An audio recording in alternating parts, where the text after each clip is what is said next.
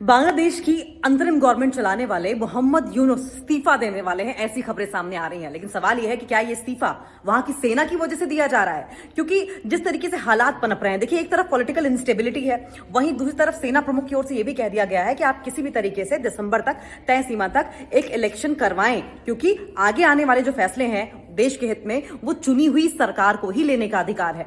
और अब ऐसे में मोहम्मद यूनुस को यह लग रहा है कि जो तमाम राजनीतिक पार्टियां हैं वो मोहम्मद यूनुस का समर्थन नहीं कर रही हैं, उन्हें सपोर्ट नहीं मिल रहा है। और इसी वजह से अब मोहम्मद यूनुस क्या इस्तीफा देने का प्लान कर रहे हैं? क्योंकि देखिए, जो पिछले साल पूरा प्रदर्शन किया गया था, छात्रों के नेतृत्व वाला गुट जिसका समर्थन सेना ने किया था, और उस विरोध की वजह से शेख हसीना की जो सरकार थी वो चली गई थी, और उसके बाद मोहम्मद यूनुस को सत्ता के सिंहासन पर बिठाया गया था। वही सेना इस वक्त मोहम्मद यूनुस के समर्थन में नजर नहीं आ रही है। तो सवाल ये भी उठ रहा है कि क्या मोहम्मद यूनुस इस्तीफा देंगे?